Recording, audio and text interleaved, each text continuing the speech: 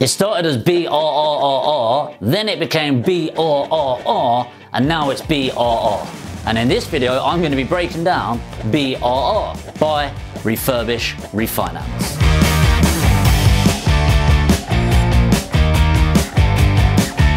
Put simply, a BRR, Buy, Refurbish, Refinance, is where you are purchasing a property that is run down or needs work done to it, so you're going to refurbish the property, which could be as simply as a little bit of a tar up around the property or a full extension on the property, with the idea of adding value so that you can then put a new mortgage on the property and release some finance.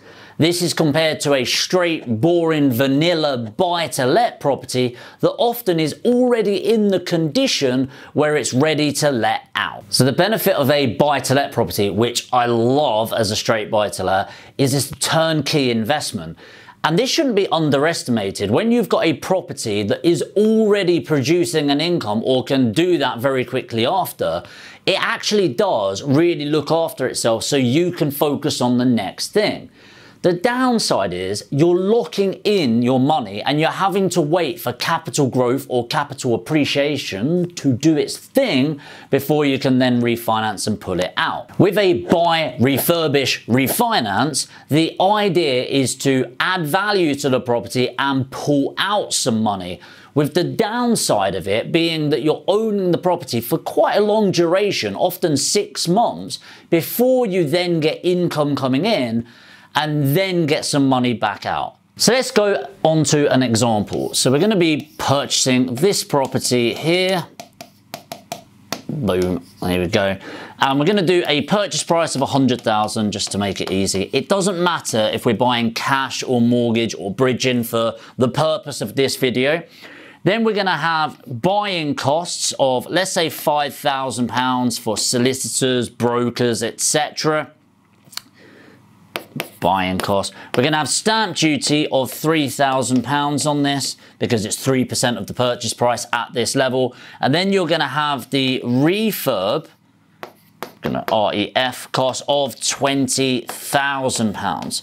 So all in, that property adds up to 100, 120, 125, 128. So £128,000.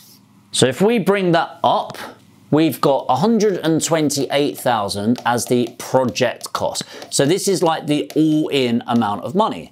But let's assume that by adding that refurbishment in, we've increased the value of the property. Let's say the new value of the property is now 150,000. The way that you'd find this out is by doing proper research on the end value of the property. What you're then going to have is you're going to either refinance it. If you've already got finance on it, like a mortgage, you can then remortgage the property, or you get a mortgage on it. Either way, most people call it refinancing, where you're going to get a mortgage on it to pay out. In the UK, a majority of buy-to-let mortgages are at 75% loan to value, LTV, which means the bank will give you 75% of the overall value, 750,000, back into your bank. 75% of 150,000 is 112,500. So the easy way of thinking about this is if we minus that number from 128,000, so 128,000 minus the 112,500 is going to give us 15,500. If you didn't understand how I did that, just go back and watch that part again. So 15,500 is how much cash is left in the property. So this is how it really breaks down. It's quite exciting, I would say, overall. So you've got £150,000, and that's the value of the property. Can't spell apparently. So that's the value of the property. You've then got 112,500, which is the mortgage of the property.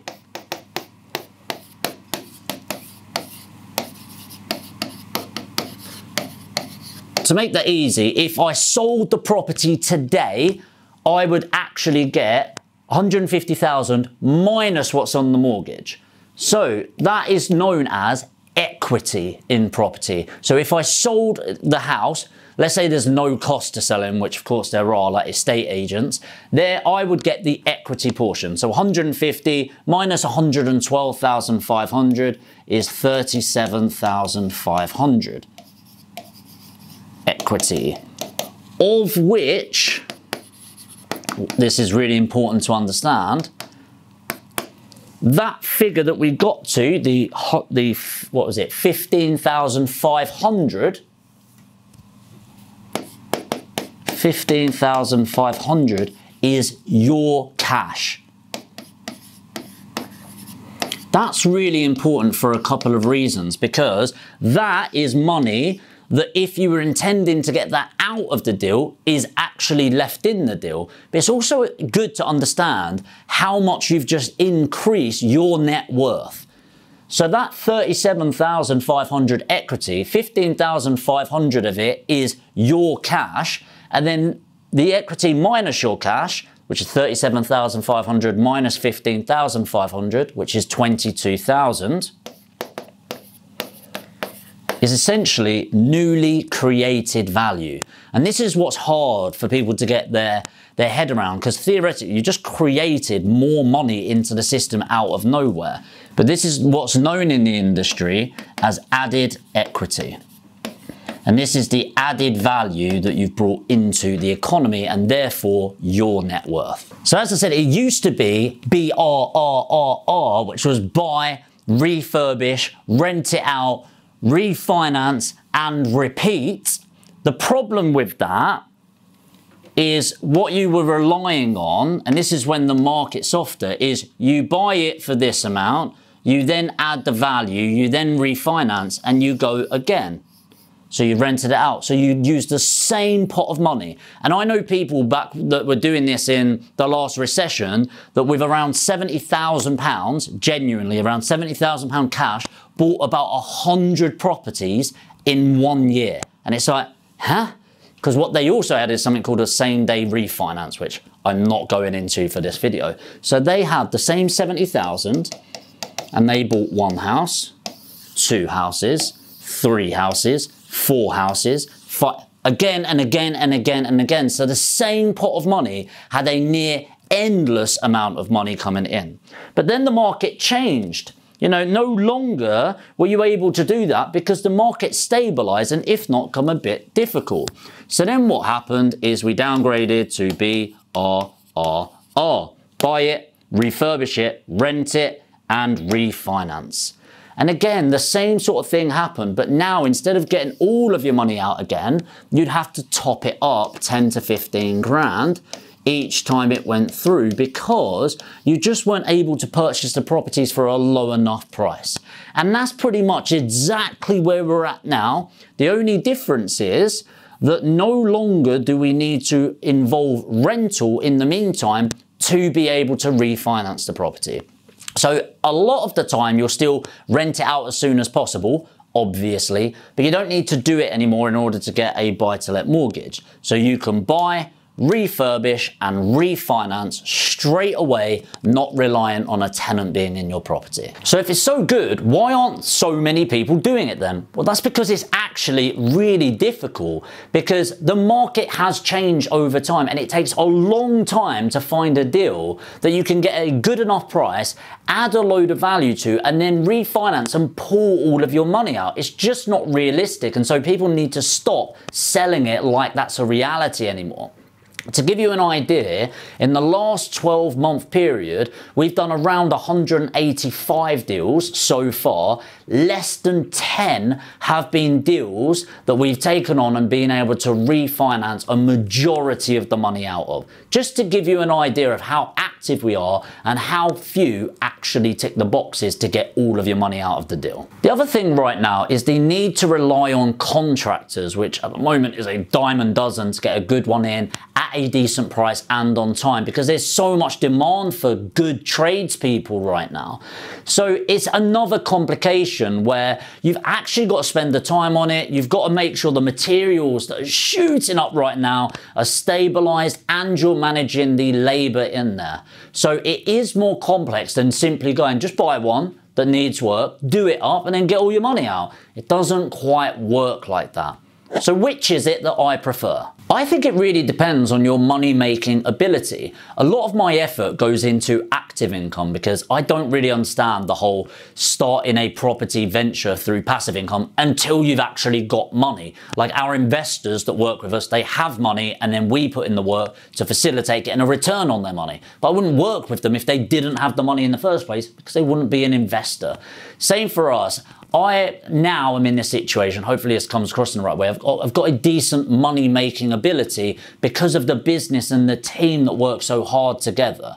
So what that means is I'm not reliant or as reliant on getting money out of every single deal right now. And so because I've got that other venture, there's that lower reliance on it.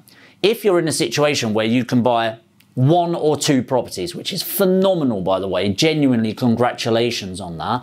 But if your money-making ability isn't there to suddenly get money for a 3rd and a 4th, then you're going to be more reliant on making that go as hard as possible. It also depends on what time you've got available to you. Because if you don't have the time available to you, it's very rare you're going to find a deal packager that's going to facilitate that because they'll snap them up for themselves, obviously.